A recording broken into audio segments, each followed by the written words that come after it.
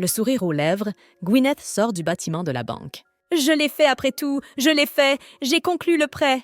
Quoi qu'il en soit, il mérite le respect. Après tout, j'y ai consacré 9 ans de ma vie. » La jeune fille s'est félicitée elle-même. Les dettes de mon père, les soins médicaux de ma mère, l'hypothèque de la maison. J'ai encore beaucoup de chemin à parcourir.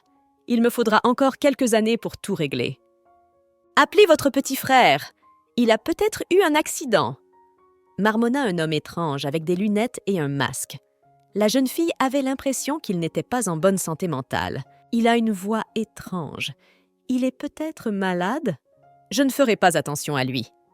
La jeune fille réfléchit et s'enfuit. Courant au travail, Gwyneth enfile rapidement sa blouse de laboratoire. Elle est prête à rencontrer son premier client. Cela faisait 9 ans qu'elle travaillait comme masseuse dans l'un des salons de massage de la capitale.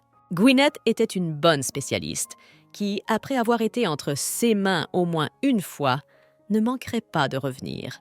La jeune fille se caractérisait par une grande attention portée aux clients et était extrêmement courtoise. « Il fait si beau aujourd'hui et je dois rester ici à m'occuper d'autres personnes !» s'exclame Hilary.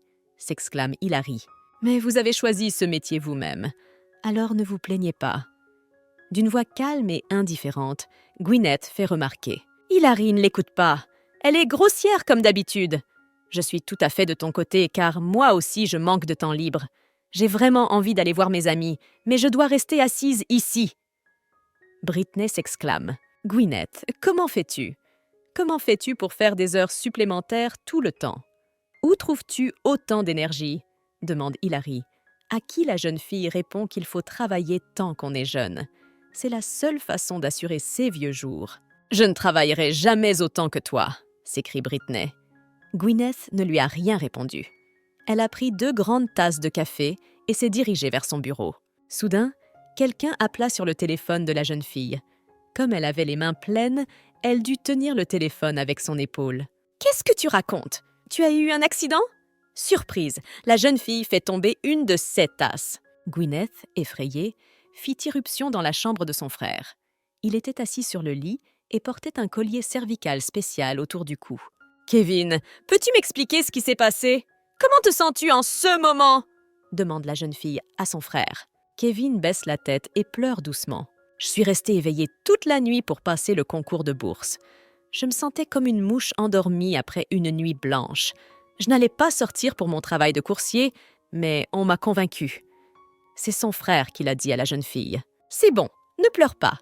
Tu sais, je commençais à penser que tu en avais après papa, mais heureusement, tu t'en es bien tiré. Peu importe le type de voiture, on va tout rembourser. » Gwyneth rassure son frère. Mais c'était une voiture très chère. Elle a coûté beaucoup d'argent. En plus, l'accident a eu lieu pendant les heures de travail, donc l'assurance ne couvrira rien. Comme c'est moi qui ai percuté la voiture, c'est moi qui suis à blâmer. À travers les larmes, Kevin a ajouté « Même si nous avons de la chance, nous n'aurons pas le choix. Même si nous avons de la chance, la réparation de la voiture coûtera une fortune. » « Gwyneth, qu'est-ce qu'on fait maintenant ?» Kevin regarde sa sœur avec des yeux de chien battu. La jeune fille a presque hurlé de peur et de désespoir. Pendant une seconde, elle a pensé que mourir n'était pas une si mauvaise idée. Il faut se calmer. La panique ne sert à rien. « Et le chauffeur? Il a été blessé lui aussi ?» demande la jeune fille. Kevin lui dit que le chauffeur va bien, qu'il s'en est sorti avec quelques égratignures mineures. Il est à l'hôpital pour le moment. Il a ses propres problèmes. « D'accord. Je vais le voir maintenant et je vais tout régler. Ne t'inquiète pas, je serai bientôt de retour. » promit Gwyneth et quitta la pièce. Il était hors de question qu'ils aient à payer les réparations de la voiture. Ils n'en auraient tout simplement pas les moyens. Gwyneth et son frère Kevin étaient endettés jusqu'au cou. Tout d'abord, après la mort de leur père, il restait des dettes de son père qu'il fallait rembourser. Deuxièmement, leur mère était malade. Troisièmement, ils n'ont toujours pas remboursé l'hypothèque. Gwyneth a travaillé dur pendant 9 ans, mais n'a jamais pu régler ses dettes. Kevin est encore étudiant. Je ne veux pas l'impliquer. Maman a déjà contracté un prêt pour le café, elle n'en obtiendra pas d'autre. C'est donc encore moi qui suis responsable. Gwyneth est déprimée. « Gwyneth, ça fait longtemps que je ne t'ai pas vue. Je t'ai cherché, mais je ne t'ai pas trouvée. » La jeune fille entendit une voix masculine familière derrière elle. En se retournant, elle aperçoit Carter Fern. « Je ne m'attendais pas à te rencontrer comme ça », dit Carter. Il était magnifique, comme toujours. Les paroles de Carter surprirent la jeune fille qui ne s'attendait pas à ceux qui la cherchent. « Qu'est-ce qui se passe ? Pourquoi es-tu ici ?» demanda la jeune fille, surprise. Cela faisait 10 ans qu'ils ne s'étaient pas vus. Toutes ces années, Gwyneth avait essayé d'oublier ce qui s'était passé entre elle et Carter. Une voiture me suivait. Est-ce que c'était ton frère par hasard ? Il n'a pas semblé me reconnaître. Mais ce n'est pas étonnant, car la dernière fois que je l'ai vu, il était encore à l'école primaire. En tout cas, ta famille n'a pas changé, et toi non plus. Et qu'est-ce que tu veux dire par là ? Gwyneth s'indigne. Soudain, Carter éclate de rire. Son comportement met la jeune fille en colère. Gwyneth promet à Carter de lui rembourser tous les dégâts. Ce n'est pas la seule chose que tu me dois. As-tu oublié comment tu t'es enfui avec mon argent ? Carter s'approche de la jeune fille et lui touche doucement le visage. Gwyneth le regarde avec colère. Aussi gentil qu'il puisse paraître, il avait en réalité un tempérament épouvantable. Gwyneth le détestait. « Ne me dis pas que tu as oublié cet incident. J'espère que tu n'essaieras pas de me fuir cette fois-ci. Il faut dire que tu t'es bien caché, mais ne me sous-estime pas. Admets-le, tu as perdu. » Carter prit la jeune fille par la taille et l'attira à lui. « Laissez-moi partir !» La jeune fille hurla et repoussa Carter. « Je couvrirai non seulement le coût des réparations, mais aussi l'argent que j'ai pris à l'époque. Alors tu n'as pas à t'inquiéter. Quand la facture des réparations arrivera, je vous contacterai. Voici mes contacts. » Carter donne sa carte à la jeune fille, puis se retourne et se dirige vers la sortie de l'hôpital. La jeune fille, agacée, serra la carte de visite dans son poing. « Merde, je me suis encore fait prendre pour de l'argent. Sous le coup de l'émotion, j'ai dit que je donnerais tout l'argent. Mais où le trouverais-je ? Pour l'instant, j'ai déjà beaucoup de dettes à rembourser, ce qui ne suffit pas pour gagner de l'argent. » Gwyneth est pessimiste. J'espérais ne plus jamais le revoir. Sa popularité sur Internet me suffit. Je vois tout le temps des articles sur lui qui le décrivent comme une idole et un exemple pour la jeunesse. Je ne peux même pas l'envier, car nous vivons dans des mondes complètement différents. Le nom de Carter Fern faisait souvent la une des journaux. Il était un leader du marché parmi les jeunes entrepreneurs. Carter n'était pas seulement le PDG de Next Game, mais aussi un philanthrope. Carter était également fréquemment présenté dans toutes sortes d'émissions télévisées. Les journalistes l'interviewent constamment. Le fait que son entreprise Next Game soit en croissance et en développement constant. Ce fait a enthousiasmé le public. Il est tellement parfait que c'en est dégoûtant. Il me fait me sentir pathétique et sans valeur tout le temps. Je suis fatiguée de tout ça. Alors pourquoi le destin m'a fait rencontrer cet homme ? Se dit Gwyneth. C'est le premier et le seul avec qui j'ai eu un baiser. Et c'est la première personne de toute ma vie à m'humilier. Je n'arrive toujours pas à croire qu'il puisse s'agir de la même personne. Carter et Gwyneth se sont rencontrés pour la première fois il y a 16 ans, lors d'un dîner auquel leurs parents les avaient invités. La jeune fille avait alors à peine 12 ans. Carter avait 14 ans. « Avez-vous un oncle par hasard ? Je crois que je t'ai déjà vu quelque part », s'exclame Gwyneth. « Regardez-moi ça, la spontanéité enfantine dans toute sa splendeur !» Les adultes se sont mis à rire aux éclats. Les parents de Gwyneth et de Carter étaient en concurrence permanente l'un avec l'autre pour la première et la deuxième place sur le marché dans le même secteur. Ce sont des amis et des voisins de longue date, et les enfants doivent donc s'entendre les uns avec les autres. Carter et Gwyneth étaient passionnés de basketball et jouaient souvent ensemble. On peut dire qu'ils sont de bons amis. Animés par le désir de compétition, ils essayaient toujours de se surpasser l'un l'autre. Chacune de leurs journées était remplie de joie. De plus, Gwyneth et Carter allaient à la même école. Ils s'amusaient constamment et essayaient de passer chaque minute libre ensemble. Mais tout a changé un été lorsqu'ils sont entrés au lycée. « Quelle averse, je suis trempée! Courons nous mettre à l'abri !» Gwyneth a crié et s'est précipitée sous l'abri. « Il pleut comme un seau! On dirait que cette pluie n'est pas prête de s'arrêter. C'est dommage que nous ayons dû arrêter notre partie. Un point de plus et je t'aurais battu à coup sûr, » dit la jeune fille en tremblant de froid. Carter l'entoure d'un bras et l'attire à lui. La jeune fille est très embarrassée. Elle n'était pas à l'aise avec son amie qui la prenait dans ses bras comme ça. C'est pour cela que je déteste l'été, à cause des pluies soudaines. La jeune fille s'indigna. Carter lui demanda quelle saison elle préférait. Probablement l'hiver. J'aime la neige et j'aime aussi fêter Noël et le Nouvel An. N'est-ce pas? Demande la jeune fille. Moi aussi, répond Carter. Soudain, Carter prend le visage de la jeune fille et l'embrasse sur les lèvres. Gwyneth, me croirais-tu si je te disais que tu me plais? Demande Carter. Non, c'est ça. Arrête d'y penser. Pourquoi est-ce que je pense encore à cet été? Des années se sont écoulées depuis ce jour, mais dès que j'ai vu son visage, les souvenirs me sont revenus. La jeune fille hurle et jette l'oreiller par terre. Soudain, le téléphone sonne. Le numéro de l'appelant était inconnu. « Oui, parlez. Combien ?» Surprise, la jeune fille demande dans le combiné. « Oui, vous n'avez pas entendu. C'est exactement la somme que vous me devez. Cette somme comprend non seulement la réparation de ma voiture, mais aussi l'argent que tu m'as volé à l'époque. Je propose que nous discutions de tout cela plus en détail lorsque nous nous rencontrerons, » dit Carter au téléphone. « Je vous donne mon adresse tout de suite. Venez chez moi avant ce 21h. » Pour ne pas entendre la voix indignée de la jeune fille, Carter raccroche le téléphone. « Elle a encore réussi. Elle a attiré mon attention. Eh bien, je ne vais certainement pas la laisser partir cette fois-ci, » marmonne Carter. Gwyneth arrive à l'adresse indiquée. Carter vivait dans un immense gratte-ciel. La jeune fille savait que les appartements ici coûtaient des sommes fabuleuses. « Je ne vais pas m'humilier devant lui. Je vais régler ça vite fait et rentrer chez moi, » se dit la jeune fille. Carter ouvrit la porte d'entrée. La jeune fille se figea sur place, surprise. Sa chemise était déboutonnée, montrant son beau torse. « Pourquoi es-tu figée? Quelque chose ne va pas? Je marche tout le temps comme ça. Je vis seule. Je n'ai donc aucune raison d'être gênée.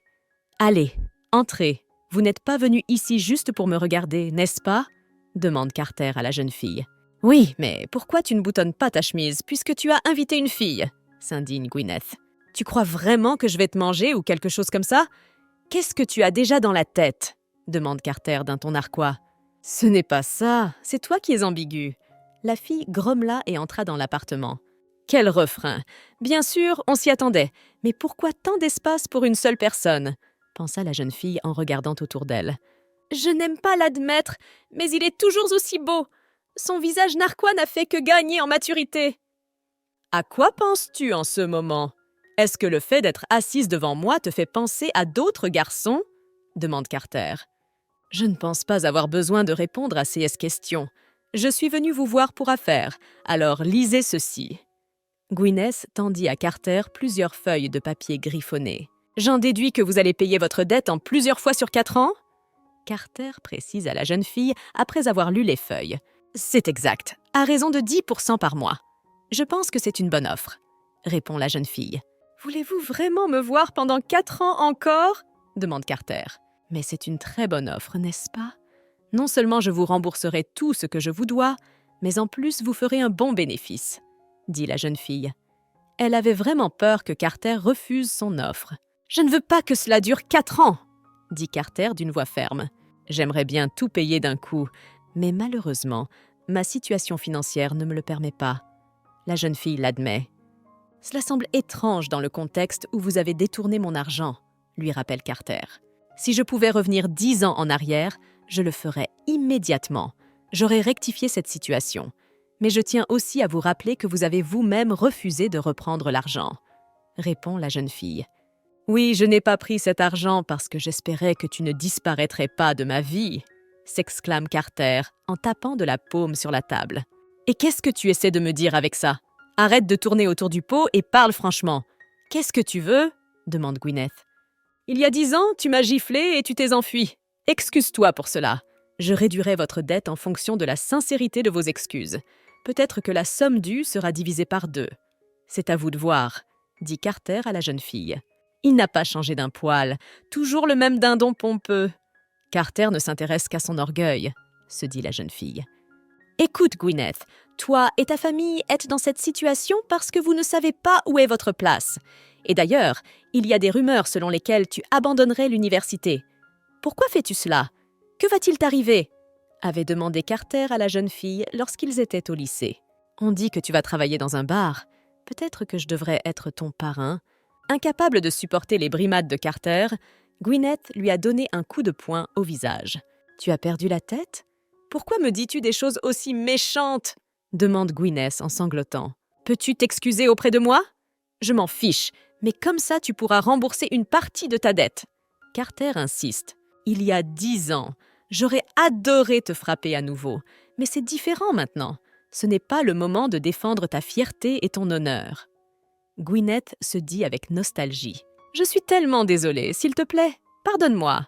Je suis désolée de t'avoir frappé il y a 10 ans.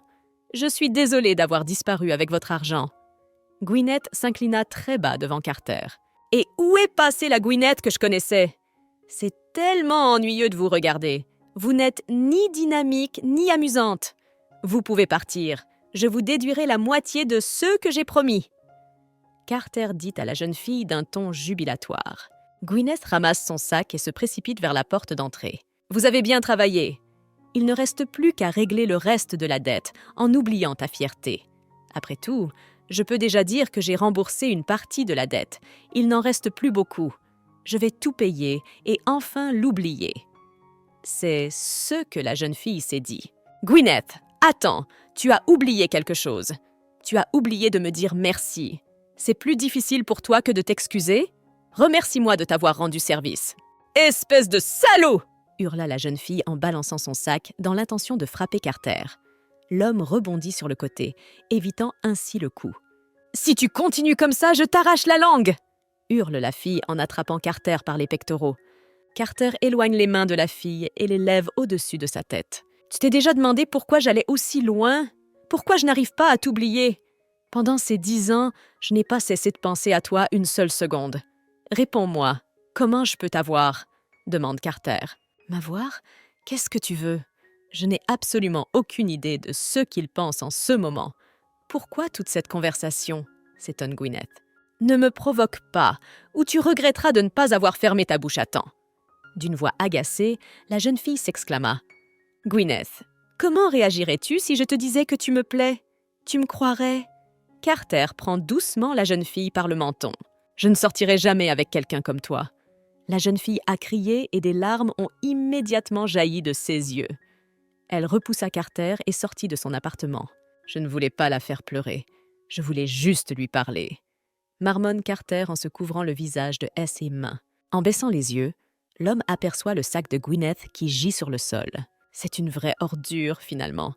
Il s'est toujours moqué des sentiments des autres. On ne peut pas faire confiance à quelqu'un comme lui. Je le déteste tellement, pensa la jeune fille en rentrant chez elle. Soudain, Gwyneth est interpellée par Carter. En se retournant, la jeune fille remarqua qu'il tenait son sac dans ses mains. « Il a apporté mon sac? Il aurait pu le faire passer par quelqu'un d'autre, » se dit la jeune fille. Soudain, un camion déboule sur la route et fonce sur Carter. Lorsque Gwyneth ouvre les yeux, elle constate qu'elle se trouve dans une chambre d'hôpital. Sa mère, inquiète, se tient à côté d'elle. « Pourquoi suis-je ici? Carter n'était-il pas censé être dans la chambre d'hôpital ?» Gwyneth se hissa avec précaution sur le lit. Sa tête était en proie à la douleur. « Tu as repris tes esprits? Les médecins disent que la blessure n'est pas dangereuse. Sais-tu à quel point nous étions inquiets pour toi? Tu n'as pas repris conscience pendant longtemps. Tu viens de te marier et c'est un tel désastre, » dit la mère de Gwyneth d'une voix inquiète. « Quel mariage? De quoi parles-tu » Gwyneth est surprise. « Tu as oublié ton mari? Il serait très contrarié d'entendre ça, » marmonna la femme. Soudain, Carter, très agité, fait irruption dans la pièce. « Carter, que fais-tu ici ?» demanda Gwyneth. La jeune fille commença à avoir l'impression qu'elle devenait lentement folle. Carter se précipita sur Gwyneth et la serra contre lui. « Dieu merci, tu vas bien » murmure Carter. La jeune fille essaya de se libérer de l'étreinte de l'homme. Elle ne comprenait pas ce qui se passait. Pourquoi agissaient-ils comme s'ils avaient une bonne relation? Que s'était-il passé pendant qu'elle était inconsciente? « Chérie, comment te sens-tu? Tu te sens mieux ?» demande Carter à la jeune fille. « Alors, pourquoi m'a-t-il appelée chérie? Qu'est-ce qui se passe? Pourquoi agit-il comme ça? Est-ce qu'il a perdu la tête ?» pense Gwyneth, effrayée.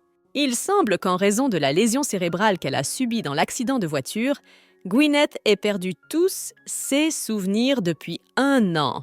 C'est ce que nous appelons une amnésie rétrograde, dit le médecin en regardant le moniteur. Qu'est-ce qu'on est censé faire maintenant? Ma fille ne peut-elle pas retrouver la mémoire? Madame Winter s'agite. Il peut s'agir d'un phénomène temporaire, ne vous inquiétez donc pas prématurément. Notez qu'avec le temps, la mémoire peut revenir sous forme de souvenirs séparés. Il y a des séances où la mémoire se rétablit d'un seul coup. Le médecin rassure la femme. Vous avez de la chance. Votre fille n'a que des contusions mineures. Vous n'avez donc pas à vous inquiéter.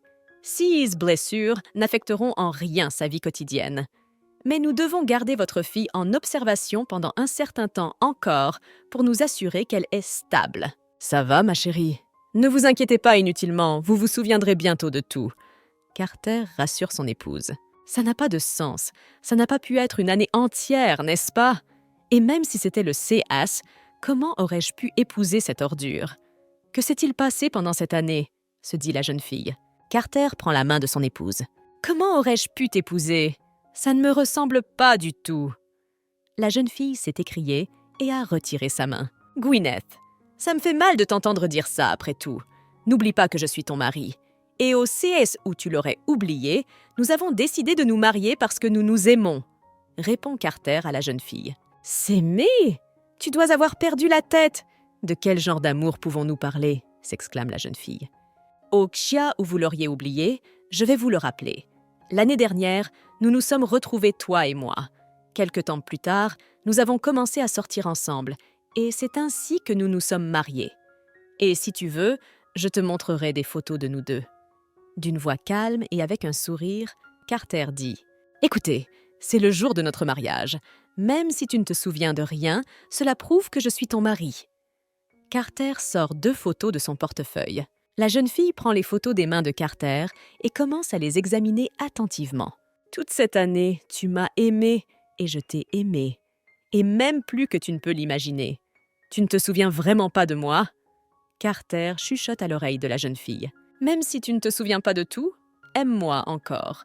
On peut revivre tous ces moments, pourquoi pas?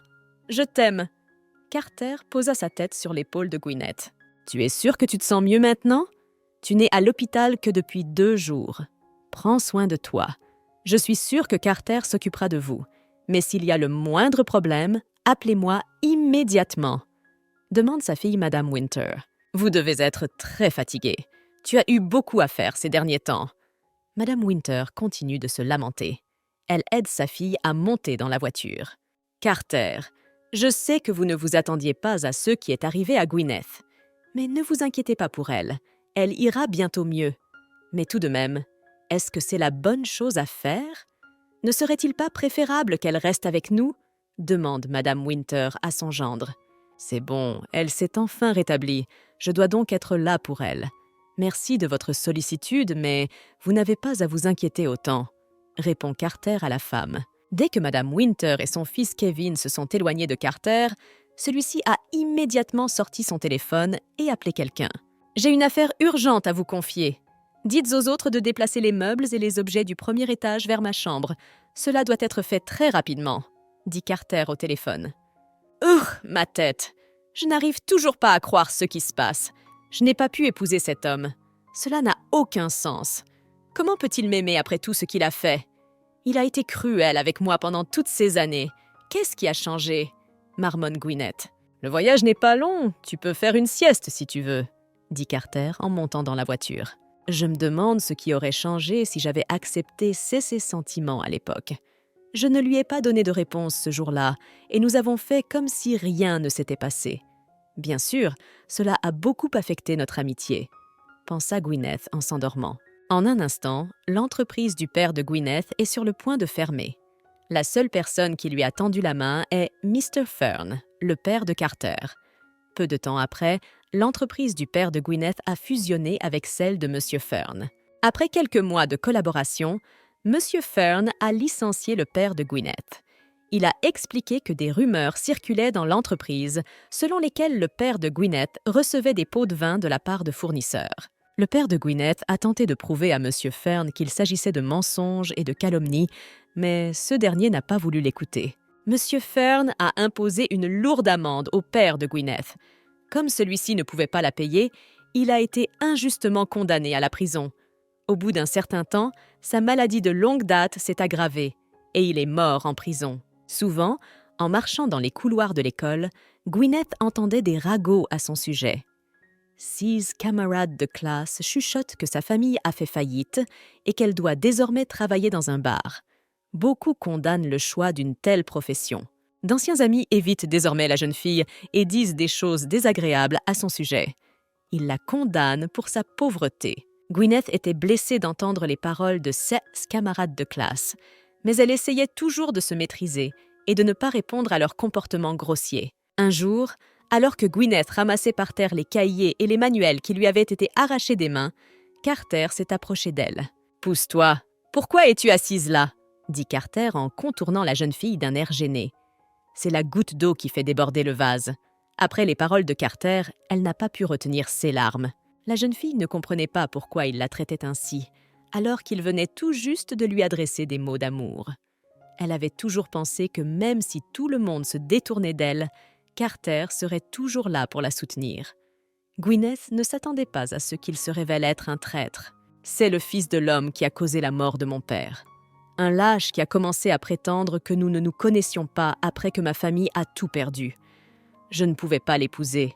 Je suis sûre qu'il y a quelque chose qui ne va pas ici, » pensa Gwyneth en regardant le paysage scintillant à l'extérieur de la fenêtre. « Je ne pouvais pas épouser mon ennemi. Et puis, comment nos familles ont-elles pu approuver notre mariage? Je ne sais pas à quoi je pensais il y a 1 an, mais il y a clairement un problème ici. »« C'est bon, nous sommes là. Vous pouvez sortir maintenant, » dit Carter à la jeune fille. « Où sommes-nous? Quel est cet endroit ?» demanda Gwyneth d'une voix surprise en regardant par la fenêtre. « C'est notre nouvelle maison, à toi et à moi. Toi et moi sommes de jeunes mariés. » Carter explique. « Tu veux dire que nous allons vivre tous les deux dans cette maison maintenant ?» s'exclame Gwyneth en entrant dans la maison. « Nous avons emménagé dans cette maison juste après notre mariage. Cela aurait été étrange, et si nous avions vécu séparément. Même si cette maison ne vous semble pas familière, je pense que c'est l'endroit idéal pour que vous vous souveniez de tout, » répond Carter. « Mais j'espérais que vous m'emmèneriez chez moi, chez ma mère, » s'exclame Gwyneth. Toute cette situation la chauffait à blanc. « Pourquoi? Nous avons vécu avec vous à l'amiable. Je vous ai dit que nous nous aimions, » lui rappelle Carter. « Et tu n'as pas à t'inquiéter. Je ne te forcerai pas à me traiter comme tu le faisais avant. Je sais que tu ne te souviens de rien et que je suis un étranger à tes yeux. » En fait, son amabilité excessive ne fait que m'embrouiller davantage. Le Carter dont je me souviens n'était pas ce genre de personne, se dit la jeune fille. « Tu es gênée parce que tu ne te souviens de rien. Viens, je vais te montrer notre chambre. » Carter conduisit la jeune fille jusqu'à une porte sombre au bout du couloir. « C'est notre chambre, c'est le lit sur lequel toi et moi avons dormi, » raconte Carter. « On a vraiment dormi ensemble sur ce lit? Je n'aime pas ça. » La jeune fille est effrayée. « J'ai faim car je n'ai pas eu le temps de manger quoi que ce soit avant notre départ. Allons manger dans la cuisine. » Carter prit la main de la jeune fille et la guida. Lorsque Gwyneth entra dans la cuisine, la table était déjà mise. « Ne garde pas tout pour toi. Si tu as des questions, pose-les, » suggéra Carter pendant le dîner. « Oui, j'ai quelques questions à vous poser. Premièrement, qu'est-il advenu de ma dette ?» demanda la jeune fille. « Est-ce qu'il peut y avoir des dettes entre époux ? » « Tu ne me dois plus rien depuis que nous sortons ensemble, » répond Carter. La jeune fille ne savait pas si elle devait être heureuse de cette nouvelle ou attristée. « D'accord. Deuxième question alors. Comment avons-nous commencé à sortir ensemble et quand nous sommes-nous mariés ?» demanda la question suivante de Gwyneth. « Nous sommes devenus un couple en novembre dernier et nous nous sommes mariés en mars. Nous sommes mariés depuis plus de 6 mois.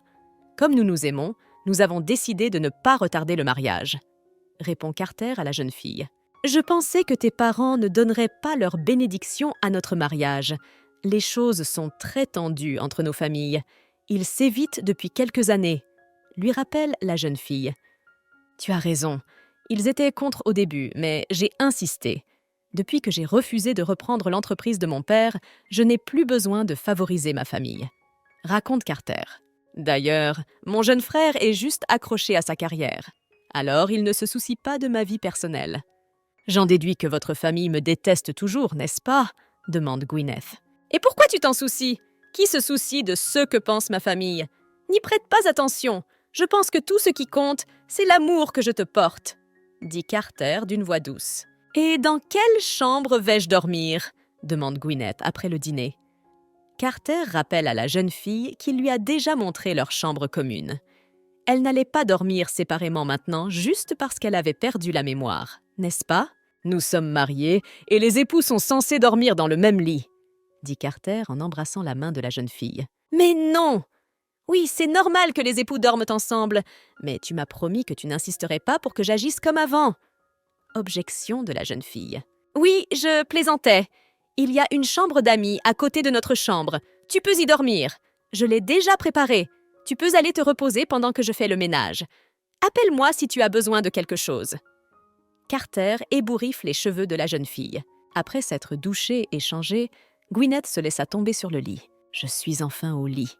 Bien sûr, je ne me souviens ni d'elle ni de cette maison. Si j'essaie de comprendre ce qui s'est passé maintenant, ma tête va exploser à cause du surmenage. Ma vie a changé du tout au tout.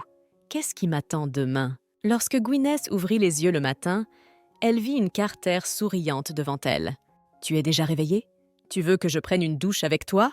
demanda Carter. La jeune fille recula craintivement devant lui. « Carter, tu as perdu la tête? Est-ce que c'est normal de se faufiler dans une chambre où une fille dort ?» demande Gwyneth d'une voix indignée. « Tu te trompes. Ce n'est pas moi qui me suis glissée dans ta chambre, c'est toi qui t'es glissée dans la mienne. » Carter haussa les épaules. En regardant autour d'elle, la jeune fille se rendit compte qu'elle n'était pas dans la chambre d'amis, mais dans leur chambre commune. Mais comment s'était-elle retrouvée ici? Très probablement, lorsqu'elle s'était levée dans la nuit pour aller boire un verre d'eau, elle s'était accidentellement trompée de chambre. Il faisait trop sombre dans la maison, alors elle a mélangé les chambres. « Si tu veux dormir dans le même lit que moi, tu n'as pas à te gêner. Tu peux t'allonger à côté de moi et je te tiendrai chaud. » Carter lui propose. « Non merci, je préfère dormir dans ma chambre. » La jeune fille s'écrie et sort de la chambre en courant. « Bon sang, quelle honte! Comment suis-je censée faire face à ce sale type après ça? Pourquoi ne puis-je pas l'effacer de ma mémoire? » Désespérée, Gwyneth se serre la tête. « Vous avez donc décidé de faire une pause dans votre travail jusqu'à ce que vous soyez complètement rétabli ?» précise Hilary. « Bien sûr, c'est terrible que tu aies perdu la mémoire, mais je suis si heureuse de voir que tu vas bien. Je suis aussi heureuse que tu ne m'aies pas oubliée. Nous nous connaissons depuis des années. Comment pourrais-je t'oublier? Au fait, il y a quelque chose qui m'inquiète. Réponds-moi, quelle était la relation entre moi et mon mari? Demande Gwyneth. Vous et votre mari avez une relation merveilleuse. Il est impossible de vous voir séparément. C'est très doux. Vous m'avez dit un jour en larmes que la vie vous avait séparés, mais que vous n'aviez pas abandonné. Tu m'as dit que tu étais amie avec ton mari depuis l'école primaire, répond Hilary. Tu m'as même avoué que ton mari était ton premier amour. D'après vous, vous vous êtes retrouvés par hasard et vous avez commencé à vous fréquenter. Et si ce n'est pas le destin, qu'est-ce que c'est? Je ne pouvais pas aimer cette ordure. Gwyneth s'exclame et se frappe le front sur la table de toutes ses forces. Tu sais, c'est effrayant de penser à ce que tu vis en ce moment. Tu ne te souviens toujours de rien, n'est-ce pas? Et est-ce que c'est possible qu'une année entière soit effacée de ta mémoire? Dit Hilary pensivement. Hé, tu t'en es sorti après tout, dit Jordan en caressant la tête de Gwyneth. Jordan, tu es en retard. Un médecin peut-il se permettre d'être en retard? Ce n'est pas comme si tu faisais attendre tes patients. Alors pourquoi t'avons-nous attendu si longtemps? Hilary est indignée. Comment vas-tu, Gwyneth? Comment vas-tu, Gwyneth? Vous ne devriez pas rester dans cette position. Cela pourrait te faire mal, dit Jordan à la jeune fille. Jordan touche le front de la jeune fille pour vérifier sa température. Jordan, ne touche pas à la femme mariée. On ne t'a pas dit que tu ne pouvais pas toucher les femmes des autres? Hilary s'exclame et tend sa cuillère d'un air menaçant. D'accord, je ne le ferai plus jamais. Au fait, de quoi parliez-vous tous les deux? Demanda Jordan. Nous parlions du mari de Gwyneth. Elle pose des questions sur lui depuis qu'elle ne se souvient plus de rien. De toute façon, quand il s'agit d'hommes, je sais exactement comment me comporter. Hilary reprit d'une voix assurée. Je suis surprise que Gwyneth ait accepté d'épouser son conjoint après 3 mois de fréquentation. Je me souviens avoir été terriblement inquiète, car elle aurait pu épouser un agresseur ou quelque chose comme ça. Mais heureusement, son conjoint s'est avéré être gentil et attentionné. Votre mari vous parle toujours d'une voix douce et gentille. Vous êtes un couple adorable qui roucoule comme des tourtereaux tout le temps. Eh bien maintenant, Les choses sont encore plus embrouillées dans ma tête qu'elles ne l'étaient auparavant. Je n'arrive pas à croire que j'ai eu une relation amoureuse aussi forte avec le fils de l'homme qui a ruiné ma famille. La réalisation de cela me rend malade à l'estomac. Soupirant lourdement, Gwyneth se dit « Et pourquoi ne portez-vous pas d'alliance? Cela ne contrarie-t-il pas votre mari ?» demanda Hilary. « C'est vrai, je n'ai pas d'alliance. Et quand je me suis réveillée à l'hôpital, je ne portais pas d'alliance non plus. Pourquoi n'ai-je pas envie de la porter? Peut-être que nous ne sommes pas un couple aussi formidable que les gens qui nous entourent le pensent. » La jeune fille réfléchit. Mais elle a dit tout haut qu'elle avait probablement perdu la bague dans l'accident. Lorsque Carter s'arrêta devant le bar, il vit un groupe de gens plutôt ivres et joyeux. Hilary fit un signe de la main à un homme. « Désolé d'avoir dû vous appeler, mais Gwyneth a un peu trop bu, » dit Hilary à Carter qui s'approchait. « Ce n'est pas grave, vous avez bien fait d'appeler, » répond Carter. Il connaissait bien les amis proches de Gwyneth. Elle passait souvent ses vacances avec eux. « Cela fait un moment. Je crois que c'est la première fois que nous nous rencontrons depuis votre mariage. Est-ce que je me souviens bien ?» Jordan demande à Carter. Apparemment, Gwyneth a des problèmes de mémoire et elle a un peu trop bu. Vous n'avez pas besoin de la gronder trop souvent. D'accord, je vais m'occuper d'elle. Vous pouvez me la donner. Carter tendit la main pour récupérer sa conjointe. Il se souvenait que le jour de leur mariage, Jordan n'avait cessé de le regarder avec un regard furieux. En installant Gwyneth dans la voiture, Carter s'adosse à son fauteuil d'un air fatigué. « Gwyneth, mais comment peux-tu te saouler à ce point? Et comment peut-on être aussi imprudent ?» grommela Carter. Carter porta la jeune fille dans sa chambre et la déposa délicatement sur le lit. Ensuite, l'homme couvrit son épouse d'une couverture et l'embrassa sur le front. Il était sûr que Gwyneth aurait honte de son comportement demain. Dès que la porte s'est refermée derrière Carter, Gwyneth a immédiatement ouvert les yeux. « Qu'est-ce qui vient de se passer? Je me demandais ce qui se passerait si je faisais semblant d'être ivre, mais je crois que je suis tombée dans mon propre piège. Ou peut-être qu'il m'aime vraiment. C'est pour ça qu'il est si gentil avec moi. » La jeune fille se dit qu'elle a peur. « Gwyneth, cette situation devient de plus en plus amusante. Je ne pensais pas que tu ferais semblant d'être ivre. Eh bien, jouons un peu. Mais ne t'en prends qu'à toi-même. C'est toi qui as commencé. » Carter sourit malicieusement. Le lendemain matin, Gwyneth fait semblant d'avoir mal à la tête. En entrant dans la cuisine, Gwyneth aperçoit Carter. Il préparait le petit déjeuner, vêtu d'un tablier rose vif. Remarquant sa conjointe, Carter s'approcha immédiatement d'elle et commença à lui demander comment elle se sentait. « Qu'est-ce que tu fais ?» s'étonne la jeune fille. « J'ai pensé que tu avais peut-être la gueule de bois. Alors j'ai préparé une soupe de haricots germés. Prenons le petit déjeuner ensemble, » propose Carter. « Non, je ne mangerai pas. Merci de t'inquiéter. » Gwyneth fait un geste de la main pour éloigner l'arôme des haricots cuits. « Ne sois pas ridicule. Tu as besoin de manger. Tu ne vas pas te promener l'estomac vide toute la journée, » dit Carter en versant la soupe dans des assiettes. « Je suggère que nous prenions le petit déjeuner ensemble à partir de maintenant.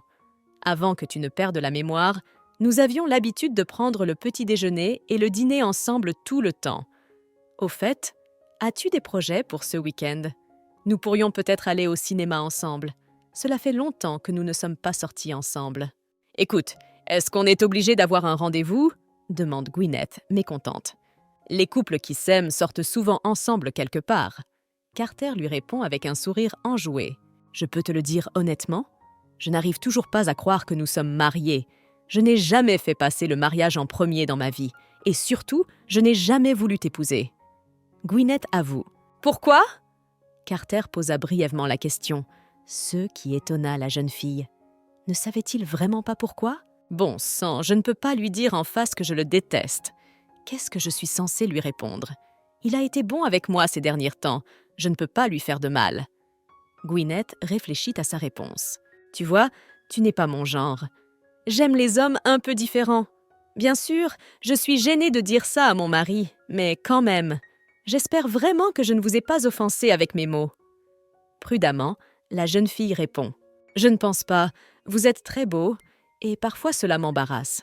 Tu sais, certaines filles se sentent mal à l'aise lorsqu'elles sont en présence d'un si beau jeune homme. Ta beauté me stresse parfois. Tu es trop soignée pour moi. Alors changeons de visage. Qu'est-ce que tu veux changer dans ton apparence? Dis-moi ce que tu veux et nous le ferons, dit Carter à la jeune fille. Mais honnêtement, je n'ai absolument aucune idée de la raison pour laquelle tu es complexée par ton apparence. J'ai toujours pensé que tu étais belle. Dès notre première rencontre, j'ai été fou de ta beauté. » Quel salaud! Il dit des choses aussi stupides sans l'ombre d'une gêne. Cela a traversé l'esprit de la jeune fille. Tu sais, je me souviens très bien de notre première rencontre. Ce jour-là, tu m'as parlé comme si tu m'avais déjà vu quelque part. Était-ce vraiment votre façon d'essayer de flirter avec moi? Je te signale que tu as toujours été une vilaine fille. Carter poursuit. Qu'est-ce que tu racontes? J'ai juste dit que tu me rappelais quelqu'un, c'est tout. J'ai trouvé que tu ressemblais à un garçon que j'avais vu dans la cour de récréation. Je n'ai jamais flirté avec toi, s'écrie la jeune fille. D'accord, pourquoi est-ce que je te cherche des excuses? C'est du passé et c'est oublié depuis longtemps. Et je ne veux pas du tout évoquer notre passé. Se reprenant d'une voix calme, Gwyneth dit « Bien, alors nous n'en parlerons plus. Nous oublierons le passé et commencerons une nouvelle vie. Au fait, je vais être en retard au travail aujourd'hui, alors tu n'as pas besoin de m'attendre. » avertit Carter en se levant de table. Après le départ de Carter, Gwyneth décida d'explorer la maison. Elle espérait trouver quelque chose qui l'aiderait à se souvenir de l'année écoulée. Sur la commode, la jeune fille trouva une photo de mariage. Sur cette photo, elle était très heureuse. Bien que Carter m'ait dit d'oublier le passé et de commencer une nouvelle vie, je ne pourrai jamais oublier ce que lui et son père ont fait. Il y a trop de souvenirs négatifs accumulés que je n'arrive pas à me sortir de la tête. Dans le bureau de Carter, Gwyneth retrouve son vieil album photo. En feuilletant page après page, Gwyneth espérait trouver quelque chose qui lui rappellerait quelque chose. En feuilletant l'album, la jeune fille a remarqué qu'il n'y avait pas une seule photo du mariage. Et voici une photo de nous deux lors de la Spartakiade. Je me demande si notre destin s'est joué à ce moment-là. À l'époque, je me sentais bien avec lui. Je me souviens que c'est l'année où j'ai abandonné l'école. J'ai été cruellement malmenée à l'école et toutes les bonnes choses ont peu à peu disparu de ma vie pour ne devenir que des bribes de souvenirs. Un jour, Gwyneth a été battue à mort et abandonnée dans un entrepôt. Des mégots de cigarettes non consumés ont déclenché un incendie. Consciente du danger, la jeune fille s'est mise à appeler bruyamment à l'aide. Heureusement, Gwyneth a été entendue par l'un des étudiants qui l'a secourue. Vous serez temporairement gêné par une toux et une gêne au niveau de la gorge. Tout le reste n'est pas critique. N'oubliez pas de prendre vos médicaments et la gêne passera, dit le médecin. Et je voudrais savoir qui m'a sauvée. Est-ce que cet élève va bien? Demande Gwyneth. Cet élève a subi de graves brûlures dans le dos. Il vient de sortir de l'hôpital, mais il a demandé à ceux que son nom ne soit révélé à personne. Il a dit qu'il ne voulait pas être remercié pour l'avoir sauvé, raconte le médecin. S'il n'y avait pas eu cet étudiant, je serais mort sur place. Tout le temps, j'ai pensé que je voulais mourir, mais je me suis menti à moi-même. Je veux vivre et je vivrai. Je veux vivre et je vivrai. Je dois faire preuve de résilience et me battre pour mon droit à la vie. La mort n'est plus une option pour moi, marmonne Gwyneth. Après ce qui s'est passé dans l'entrepôt, Gwyneth n'a plus été victime de brimades. Les élèves qui l'avaient battue ont été transférés dans une autre école. Après cela, la vie scolaire de Gwyneth devint plus paisible. Un jour, en revenant de l'école, la jeune fille a croisé Carter. Carter s'est approché de la jeune fille et l'a serrée fort dans ses bras. « Si tu as quelque chose à me dire, éloigne-toi de moi. Tu ne devrais pas me toucher. » La jeune fille s'exclama et frappa Carter du poing dans le dos. « Je n'ai rien à te dire, » dit Carter d'une voix tremblante. On aurait dit qu'il avait pleuré récemment. Carter lâche la jeune fille, puis se tourne brusquement et s'en va. Un an plus tard, la mère de Gwyneth s'est blessée au dos et a été hospitalisée. Elle a dû subir un traitement coûteux. C'est pourquoi Gwyneth a dû trouver un emploi à temps partiel. Elle a trouvé un emploi de nettoyeuse dans un petit café. Un jour, en rentrant de ses études, Gwyneth a vu sa mère. Celle-ci tenait une enveloppe. Il s'est avéré que quelqu'un avait transféré une grosse somme d'argent au nom de Gwyneth. « Cet argent nous aidera à rembourser nos dettes. Tu pourras aussi l'utiliser pour poursuivre tes études à l'école de médecine. » s'exclame Madame Winter. « Maman, comment peux-tu accepter de l'argent d'inconnus? Et si ce sont des escrocs? Dis-moi franchement, qui t'a donné cet argent ?» s'écrie la jeune fille en attrapant sa mère par les épaules. « C'est Carter, la femme à vous. Comment peux-tu lui prendre de l'argent? Tu n'as aucun respect pour toi-même? » As-tu oublié qui est responsable de la mort de ton père ?» La jeune fille s'est mise à hurler de colère. « Ne me parle pas maintenant. Il faut que je me calme un peu et que je reprenne mes esprits, sinon je vais te dire plein de choses inutiles. » Gwyneth enfila ses baskets et sortit de la maison en sprintant. Face à Carter, Gwyneth lui tend le chèque. « Tu aimes vraiment avoir une mauvaise réputation ? Parlons franchement avec vous. Votre famille est dans cette situation parce que vous ne savez pas où est votre place. Comprenez-vous cela ? Demande Carter à la jeune fille. Il y a des rumeurs selon lesquelles tu vas abandonner l'université. Qu'est-ce qui va t'arriver si tu n'as pas d'éducation ? As-tu vraiment décidé de travailler dans un bar ? Si tu veux, je te sponsorise. » Furieuse, la jeune fille a frappé Carter au visage avec son poing. « Espèce de sale type à moitié idiot! Tu es la pire personne que j'ai jamais rencontrée !» hurle la jeune fille. « Oui, c'était une période intéressante à l'époque. J'ai quitté l'université juste après ce jour, puis j'ai trouvé un travail et j'ai déménagé dans un autre quartier. » marmonne Gwyneth en feuilletant l'album jusqu'à la fin. « Si ce souvenir me déprime encore aujourd'hui pour une raison ou une autre. Bon, il faut que je me ressaisisse et que je nettoie l'appartement. J'aimerais vraiment oublier le passé et commencer une nouvelle vie, mais c'est impossible. Carter a été le début de tout dans ma vie. Il m'a donné mon premier baiser, mon premier amour, et a été la première personne à m'humilier au point que j'ai voulu mourir. Même si tout cela n'a plus d'importance, cela me fait encore mal. » En rentrant chez lui ce soir-là, Carter a vu Gwyneth assise sur le canapé. Il était curieux de savoir pourquoi la jeune fille était réveillée à une heure aussi tardive. « Tu ne t'attendais pas à ce que je rentre du travail ?» se réjouit Carter. « Il y a quelque chose que je veux te dire. Et je ne veux pas remettre ça à demain matin. J'y ai pensé toute la journée. À ce qui nous est arrivé il y a 1 an. Je ne me souviens pas d'être tombée amoureuse de toi, ni de notre mariage. » D'une voix triste, Gwyneth a dit « Nous avons une relation tendue maintenant. Pour l'instant, tu n'es qu'une autre personne qui me rend folle. C'est difficile pour moi d'être près de toi. Toute cette situation me bouleverse parce que j'ai presque réussi à oublier mes souvenirs les plus douloureux. Mais tu m'as fait me les rappeler. Et si je ne me souviens pas de ce qui s'est passé l'année dernière, j'ai l'impression que je serai à jamais enchaînée au passé. Je ne veux pas de ce genre de vie. Je ne sais pas si mes souvenirs reviendront demain ou même dans 1 an. Et si je ne me souviens de quelque chose que 5 ans plus tard? Comment suis-je censée vivre pendant tout ce temps? Je ne suis pas sûre de pouvoir t'aimer à nouveau pendant tout ce temps. Cela ne me semble pas réaliste. C'est la raison pour laquelle je veux divorcer. Le serveur s'est planté le premier jour du test de la version bêta ouverte, rapporte le responsable du développement. Si le problème n'est pas résolu avant la sortie officielle, je renverrai tout le monde. Faites 10 fois l'autocontrôle et 100 fois la diligence raisonnable, ordonne Carter. Il se frotta le front d'un air fatigué. Depuis quelques années ou semaines, les problèmes dans sa vie s'étaient multipliés comme une boule de neige. Directeur, je pense que nous précipitons un peu la sortie de l'album. Le chef du département des artistes prit la parole. Superviseur Shiverton, nous avons un planning approuvé et vous voulez repousser la date de sortie? Corrigez l'erreur en 3 jours.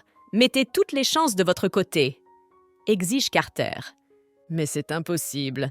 Nous ne pouvons pas réparer l'erreur en 3 jours, s'exclame le superviseur Shiverton. Je vous l'ai dit, nous sommes en train de brûler les délais. Je ne peux pas vous donner plus de temps que ça, dit Carter en sortant du bureau. Comme je déteste ce salaud, siffle le superviseur Shiverton. Mais si on y réfléchit bien, le principal est lui aussi surchargé de travail. Je ne l'ai pas vu rentrer chez lui ces 3 derniers jours, demande Samantha. Si je ne rentre pas à la maison dans les prochains jours, mon épouse va certainement me quitter. Peut-être que notre directeur a aussi des problèmes avec sa femme? C'est pour ça qu'il ne rentre pas chez lui? Suppose Shiverton. Vous avez terminé, superviseur Michael Shiverton? Demande Carter qui s'approche. Si vous avez le temps de discuter de la vie privée des autres, je pense que vous aurez terminé votre travail dans quelques jours. Qu'en pensez-vous? Non, en effet, 3 jours suffisent amplement. Michael Shiverton s'exprime avec crainte. Dépêchez-vous et mettez-vous au travail. Nous n'avons pas beaucoup de temps. Michael s'écrie et les employés de l'entreprise impliqués dans la discussion se précipitent vers la sortie. Je ne pense pas que je devrais rentrer à la maison tout de suite. C'est mieux ainsi, je ne veux pas trop l'embarrasser, marmonne Carter. Gwyneth remarque que depuis leur dernière conversation, Carter se montre distant. Il ne répondait pas aux appels de sa petite amie et rentrait très tard. Cette situation mettait Gwyneth mal à l'aise et elle ne sortait presque jamais de sa chambre. Comme Gwyneth s'ennuyait à rester à la maison toute la journée, elle a décidé de retourner travailler. En appelant le salon, la jeune fille a prévenu qu'elle serait absente à partir du lundi de la semaine suivante. L'après-midi même, Carter est rentré du travail beaucoup plus tôt. Il pose sur la table les plats qu'il a achetés et propose à Gwyneth de dîner ensemble. « Pourquoi es-tu si tôt ce soir ? Je pensais que tu ne rentrais pas comme d'habitude ou que tu serais en retard au travail, » dit Gwyneth en dînant. « Nous avons terminé le projet plus tôt que prévu. À partir d'aujourd'hui, je ne travaillerai plus autant qu'avant. Si nos emplois du temps coïncident, nous pourrons dîner tranquillement ensemble, » répond Carter à la jeune fille. « Avez-vous réfléchi à ce que j'ai dit ? Je parle du divorce. »« Je ne comprends pas pourquoi tu fais comme si tu n'avais rien entendu ?» demande la jeune fille. « Gwyneth, je sais que cette situation te dérange, mais je ne pense pas que s'attacher au passé soit une bonne idée. Plus tu t'accroches au passé, plus il est difficile d'aller de l'avant. » Carter dit à la jeune fille d'une voix calme. « Tu crois que je n'en suis pas consciente ? J'y ai réfléchi. Je ne peux pas continuer à être avec toi. Je ne peux pas oublier la douleur que tu m'as causée. Je me souviens de tout dans les moindres détails, » s'exclame Gwyneth. « Donne-moi une chance d'arranger les choses, » demande Carter. Il promet qu'il sera un bon mari. « Mais pourquoi dis-tu cela ? Le Carter que je connais ne dirait jamais une chose pareille. » Se couvrant le visage de SS main, Gwyneth marmonne. « C'est toi qui m'as rendu comme ça. » Carter l'admet. « Ne nous épuisons pas l'une l'autre. Ne vous inquiétez pas pour moi sans raison. Continuez votre travail. Je propose que nous nous séparions sur une bonne note, » dit la jeune fille en se levant de table. Gwyneth passa devant Carter, qui lui prit la main. « Donne-moi une dernière chance de te prouver mon amour. S'il te plaît, donne-moi un peu de temps, juste 1 mois. Pendant ce temps, nous communiquerons comme des gens normaux.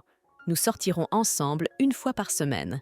De temps en temps, nous nous tiendrons la main et nous ferons des câlins comme les autres couples. Mais je ne veux pas de ça. Je n'ai aucune raison objective d'accepter cela. Je ne comprends pas du tout comment je pourrais t'épouser. » La jeune fille avoue. « Et si tu essayais de m'aimer après tout ?» suggère Carter. « Vous avez perdu la tête ? Qu'est-ce que vous racontez comme bêtises ? Pourquoi diable devrais-je vous aimer ?»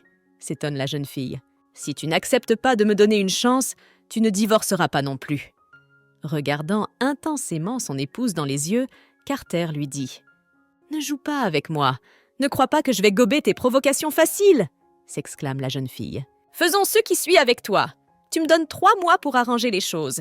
Et si ça ne marche pas, je signe les papiers du divorce. » Carter propose. « Tu n'auras rien à faire.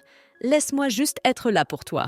Même si nous nous séparons, je ne veux pas que ce soit un mauvais souvenir pour toi. Je veux que nous passions nos derniers jours heureux. » Cela ne ressemble pas à une provocation ou à un stratagème, mais à un appel désespéré. Je ne sais pas comment y répondre. Je ne suis pas sûre de ce que je ressens ou des émotions que j'éprouve en ce moment. Mais il y a une chose dont je suis sûre, c'est que je n'aimerai jamais Carter, pensa Gwyneth. Carter remarqua les lèvres pincées de la jeune fille et décida d'agir. « Je propose d'abord que nous allions au cinéma. Je partirai travailler un peu dans la matinée et je viendrai te chercher dans l'après-midi, d'accord ?» demande Carter en souriant. Cela faisait des heures que Gwyneth se tenait devant le miroir, ne sachant pas quoi mettre. Elle était sûre que Carter ressemblerait de toute façon à un mannequin. Si elle ne trouvait pas les bons vêtements, elle aurait l'air d'une servante de prince. Après le déjeuner, Carter vint chercher la jeune fille comme il l'avait promis. « Tu es magnifique. Remarque, Carter. »« Oui, allons-y, » répondit la jeune fille embarrassée. Il porte des vêtements plus décontractés aujourd'hui. C'est inhabituel. Mais même avec ça, il est séduisant. Il n'y a pas une fille au lycée qui n'ait pas entendu parler de lui. Il a toujours été très populaire. Gwyneth jeta un coup d'œil furtif à son mari. « Pourquoi me regardes-tu comme ça ? Tu vas bientôt me faire un trou avec ce regard, » dit soudain Carter. « N'invente rien ! Personne ne te regarde !» s'exclame la jeune fille avec colère. Carter constate avec tristesse que le film est un échec. Il n'est pas du tout passionnant. C'était inintéressant à regarder. En jetant un coup d'œil à Gwyneth, Carter vit que la jeune fille regardait le film avec attention. « Gwyneth, tu viens de froncer les lèvres. Tu t'inquiètes pour les personnages ?» demande Carter. La jeune fille met un doigt sur ses lèvres et siffle bruyamment, réclamant le silence. Carter touche la main de la jeune fille avec la sienne, mais elle ne réagit pas. Apparemment, aller au cinéma était un mauvais choix, se dit Carter. Après le cinéma, Carter propose à la jeune fille d'aller dîner dans un petit restaurant confortable. Carter, je voulais te demander quelque chose. Vous êtes le fils aîné. Pourquoi ne dirigez-vous pas la société de votre père? N'est-ce pas la voie évidente du succès? Pour être honnête, je ne pensais pas que vous me poseriez un jour cette question. Mais je dois vous avouer qu'en ce moment, mes relations avec mon père sont tendues. Elle l'est depuis le lycée. Nous avons pratiquement cessé de nous parler quand je suis arrivée à l'université. « Et que s'est-il passé entre vous deux ?» demanda la question suivante de Gwyneth. Carter réfléchit quelques instants. La jeune fille comprit qu'elle n'allait pas attendre de réponse à ce stade. « Ok, puisque tu ne veux pas répondre à cette question, alors dis-moi, est-ce que tes parents étaient à notre mariage ?»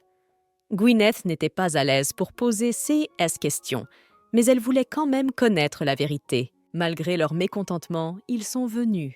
Mes parents sont le genre de personnes qui se soucient de l'opinion de leurs amis, de leurs parents et des gens qu'ils connaissent, raconte Carter. Alors, comment avez-vous créé votre société de jeu? Demande la jeune fille. Riant bruyamment, Carter lui dit qu'elle posait trop de questions aujourd'hui. Depuis quand était-il devenu si intéressant pour elle? Si tu ne veux pas répondre, tu n'es pas obligé de le faire. Gwyneth marmonne en croisant les bras sur sa poitrine. J'adorais jouer à des jeux quand j'étais jeune. À l'université, j'ai créé un jeu qui a reçu de bonnes critiques. Après cela, j'ai décidé de créer ma propre entreprise. Elle s'est progressivement développée jusqu'à atteindre sa taille actuelle. Peu importe le nombre de chemins que j'emprunte, j'essaie toujours d'atteindre mon objectif principal. Cela peut paraître démodé, mais ma devise dans la vie est « La patience et le travail acharné n'échouent jamais ». Il en va de même pour vous. Je ferai tout ce qu'il faut pour t'avoir. « Tu veux voir le rideau de fer tomber et moi me rendre à toi ?» demande Gwyneth.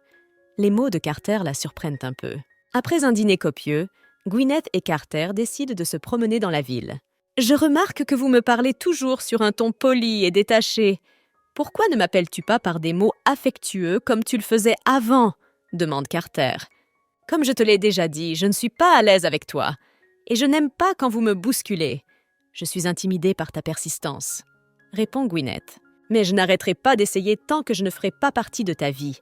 Un jour, quand ton cœur s'ouvrira à moi, commence à m'appeler comme tu avais l'habitude de m'appeler. » demande Carter. « Au fait, j'ai quelque chose pour toi. Un cadeau en l'honneur de votre retour vers moi. » Il fouille dans la poche de son pantalon et en sort une petite boîte à bijoux. Carter sort une petite boîte à bijoux de sa poche. À l'intérieur de la boîte se trouvait un pendentif sur une chaîne en argent. « Je ne suis pas sûre de pouvoir l'accepter. » La jeune fille s'exclame. Elle ne voulait pas donner de faux espoirs à Carter, car elle savait pertinemment qu'elle demanderait le divorce dans 3 mois. « Je veux t'avouer qu'à un moment donné, je ne voyais que toi. Quand tu souriais, j'étais heureuse. Dès notre première rencontre, je n'ai pas pu m'empêcher de tomber amoureux de toi.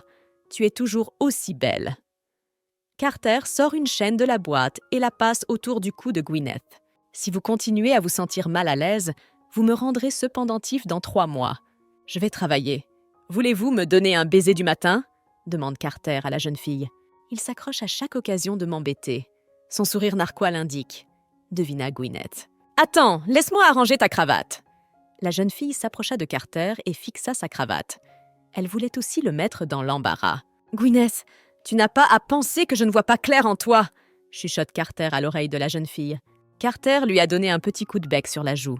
Gwyneth rougit et se serre le visage. Gwyneth décida d'explorer la route du travail. Elle savait que de nombreux magasins de la capitale n'étaient pas ouverts pendant plus de 15 jours. Il est probable que beaucoup de choses ont changé en 1 an. La jeune fille remarqua un café qui n'existait pas auparavant.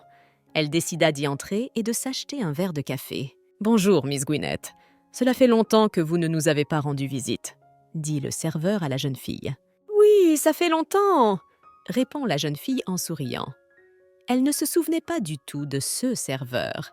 Avait-elle vraiment l'habitude de fréquenter ce café auparavant? « Vous voulez votre café habituel, un americano ?» demande le serveur. Ce type se souvient non seulement de mon nom, mais aussi de ceux que je commande habituellement. Que d'ennui à cause de mes pertes de mémoire. Agacée, la jeune fille réfléchit. « Gwyneth, c'est si bon de te voir s'écria Britney en serrant la jeune fille dans ses bras. J'ai entendu dire que tu avais eu un accident. Comment te sens-tu demanda la jeune fille aux cheveux noirs. Gwyneth se rendit compte qu'elle ne se souvenait pas non plus de cette fille. Il s'agissait probablement d'une nouvelle employée. La directrice du salon est entrée dans la pièce et a demandé à Gwyneth de venir dans son bureau. « Vous êtes sûre que ça va aller? Pourrez-vous cacher votre perte de mémoire ?» demande la directrice. « Oui, ne vous inquiétez pas. Je suis sûre qu'il n'y aura pas de problème. » répond la jeune fille. « Je tiens à vous avertir qu'il y a eu un changement dans le personnel. La jeune fille brune que vous avez vue dans le hall s'appelle Janet. Elle a été transférée d'une succursale voisine. Nous avons également une stagiaire qui s'appelle Unica, avertit le directeur. « Tu vas bien, vivante ?» demanda Hilary à Gwyneth. La jeune fille a remarqué que son amie passait une première journée de travail extrêmement difficile. « Je nous ai acheté un café dans un établissement voisin. Il a ouvert il y a environ 2 mois. J'y vais tous les jours pour ce type. Il a un look incroyable. C'est le propriétaire de ce café, » raconte Hilary. « Est-ce qu'il est vraiment le propriétaire du café? Il a l'air très jeune !» remarque Gwyneth. « En fait, il est plus âgé que nous. On dit qu'il a une 30aine d'années. Il s'appelle Seward. J'ai beau essayer de faire en sorte qu'il m'apprécie, il ne fait jamais attention à moi. J'en ai donc conclu que sous S.S.R. mignon se cache un homme dur. »« Tu l'aimes tant que ça? Qu'est-ce que tu lui trouves? Il est certes beau, mais pas au point d'en perdre la tête, » remarque Gwyneth. « Regarde-la. Pour qui aurais-tu le béguin? Quel genre de mec es-tu? » demande Hilary. « J'aime les hommes au regard froid. Je pense que mon type, ce sont les hommes calmes, intelligents et froids, » répond Gwyneth. « Même si tu as perdu la mémoire, ton mari est toujours ton type, » remarque Hilary. « Non, il ne l'est pas. Carter n'a absolument rien à voir avec l'homme calme et froid, » dit Gwyneth d'une voix agacée. Sortant du salon, Gwyneth s'étira doucement. « Je savais que vous seriez libre à l'heure qu'il estimated. Nous fermons aussi à 20h, » dit Seward qui s'approchait. « C'est très bien que nous ayons tous les deux fini de travailler. D'accord, je m'en vais. J'ai encore des choses à faire, » s'exclama Gwyneth en se dépêchant de partir. Elle n'avait pas envie de parler à un homme dont elle ne se souvenait pas. Elle avait peur qu'il se rende compte qu'elle avait perdu la mémoire. « Miss Gwyneth, attendez! La boucle de votre chaussure s'est défaite !» cria Seward. Seward s'accroupit et referme la boucle des chaussures de Gwyneth. « Non seulement il a une belle apparence, mais il a aussi un très bon cœur, » se dit Gwyneth. « Mademoiselle Gwyneth, pouvez-vous me donner votre numéro de téléphone ?» demande Seward. Soudain, une voiture s'est arrêtée à côté du salon et Carter en est sorti. « Chérie, tu as fini? Je viens te chercher. Monte dans la voiture !» Carter prend la main de la jeune fille. « Vous êtes son petit ami ?» demande Seward. « Non, je suis son mari », répond Carter. Les 2 hommes se présentent l'un à l'autre et se serrent la main. Gwyneth se sent coupable devant Carter. « Carter, tu ne m'as pas dit que tu allais être occupé au travail ?» demanda Gwyneth pour rompre le silence qui s'éternisait. « Si, mais je suis là parce que je veux dîner avec toi, » répond Carter. « Alors après le dîner, tu as prévu de retourner au travail ?» s'interroge la jeune fille. Soudain, le téléphone de Carter sonne. Le nom d'une femme s'affiche sur l'écran. « Pourquoi ne réponds-tu pas ?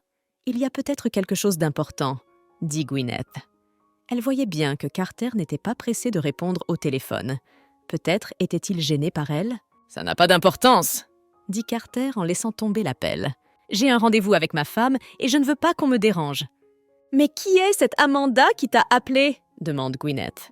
Carter lui répond qu'Amanda est une amie de son collègue. « L'amie de votre collègue vous appellerait-elle à cette heure-ci ?» s'étonne Gwyneth. « Pourquoi tu es jalouse de moi ?» demande Carter avec un sourire en coin. « Non, je ne suis pas jalouse de toi, je suis juste curieuse. Et au fait, cette fille a le même nom qu'une certaine actrice populaire, » répond Gwyneth. « C'est elle, l'actrice Amanda Pataki, » avoue Carter. « Tu veux dire que tu viens de recevoir un appel d'une actrice populaire dont des millions de personnes se languissent et que tu ne lui as pas répondu ?» Gwyneth est plus surprise que jamais. « Tu m'as l'air bien plus jolie qu'elle, » répondit l'époux de la jeune fille. « Je sais que vous êtes tous à bout de souffle, mais n'oubliez pas que c'est aujourd'hui que sort le meilleur jeu de notre société. Il n'en reste qu'un peu. » L'exécutif de Shiverton ne pouvait s'empêcher d'encourager son équipe. « Il fait quand même du bon travail en n'abandonnant pas. » Samantha fait l'éloge du leader. « Robin, au fait, as-tu entendu que l'actrice Amanda Pataki est venue voir notre directeur ce soir? Si je me souviens bien, vous l'aimez bien. » « Quand est-elle venue ?» Pourquoi ne l'ai-je pas vue? S'étonne Robin. Elle est venue assez récemment. Peut-être que cela a quelque chose à voir avec le fait qu'aujourd'hui est le jour de la libération. Il me semble que c'est elle qui va participer à notre campagne publicitaire. En ce moment, elle est probablement dans le bureau du directeur. Répond Samantha. Alors pourquoi es-tu ici? Demande Carter à Amanda. Je suis venue te voir pour discuter, répond Amanda. Tu crois que j'ai le temps pour ça? Demande Carter d'une voix agacée. La présence d'Amanda commençait à l'agacer. Je n'ai plus le droit de passer chez toi. Tu oublies que je suis un mannequin qui fait de la publicité pour le jeu le plus populaire de ta société. D'ailleurs, je suis toujours ton associé. Tu te souviens que nous avons créé cette entreprise ensemble? Bien sûr, j'ai quitté l'entreprise pour poursuivre une carrière d'actrice, mais on peut tout de même me témoigner un peu de respect. Amanda s'offusque. J'ai appris récemment que votre conjoint avait eu un accident de voiture. Est-ce vrai? Ne croyez pas tout ce que vous entendez. Mon épouse va bien, répond Carter. Je me demande si Carter viendra me chercher au travail aujourd'hui ou s'il est occupé, pense Gwyneth en jetant un coup d'œil à son téléphone. C'est alors qu'elle reçoit un message de Carter. Il a écrit qu'il était occupé et qu'il ne pourrait pas venir la chercher. La jeune fille décida de prendre le métro pour rentrer chez elle. Le métro était désert. Soudain, un homme portant un masque et un panama suivit la jeune fille. « Divorcez Carter si vous ne voulez pas gâcher votre vie. Ne t'éternise pas !» conseille l'homme masqué. Après avoir donné ce conseil, l'homme masqué s'éloigna. Qu'est-ce que c'était que ça? Il semble nous connaître, Carter et moi. Il mesure environ 1,90 m. Il utilise un dispositif de modification de la voix. Et je crois que je l'ai déjà vu quelque part. N'est-ce pas l'homme qui m'a demandé d'appeler mon frère il y a 1 an? La dernière fois que j'ai vu cet homme, Kevin a eu un accident de voiture ce jour-là. Qu'est-ce que tout cela signifie? Désolé d'être en retard, mon père, dit Carter en entrant dans la salle à manger. Vous restez encore tard au travail? Demande M. Fern à son fils d'un ton mécontent. J'ai récemment entendu une rumeur selon laquelle tu continuais à soutenir cette fille. Quand reviendras-tu enfin à la raison?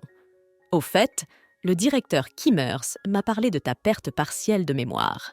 Vous vous immiscez encore dans ma vie privée? Carter se fâche. Puisque vous ne voulez rien me dire, je dois le faire de cette façon. C'est une mesure forcée, répond M. Fern. J'ai cru comprendre, d'après votre réaction, que vous continuiez à vous occuper de cette fille. Tu devrais avant tout t'occuper de toi et ne pas t'encombrer de travail. Sois patient. Si tu causes des problèmes, tu auras du mal à en supporter les conséquences plus tard. Joue le bon fils. Carter s'apaise. Pourquoi ne penses-tu qu'à lui? En fait, tu as 2 fils. Qui sait, il peut arriver quelque chose d'inattendu.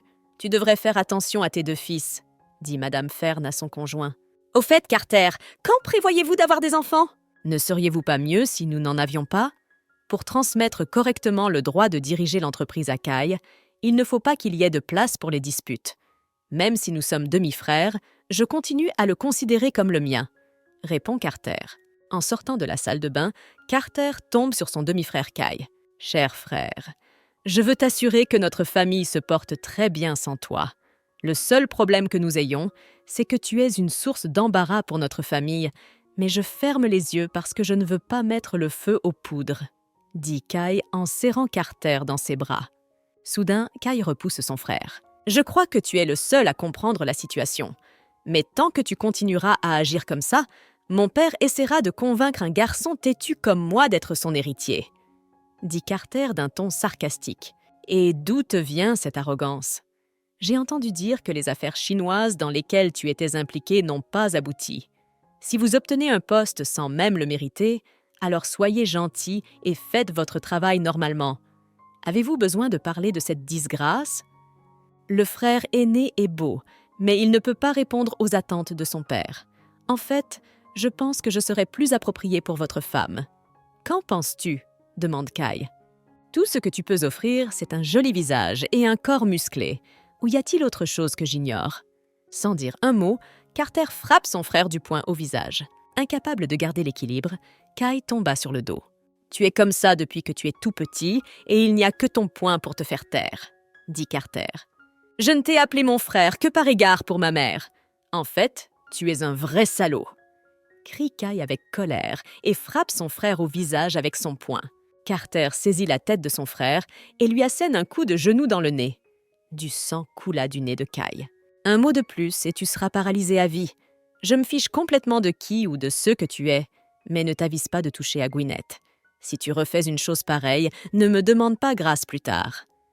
Carter l'avertit. Je dois encore découvrir pourquoi l'homme masqué me suit et qui il est vraiment.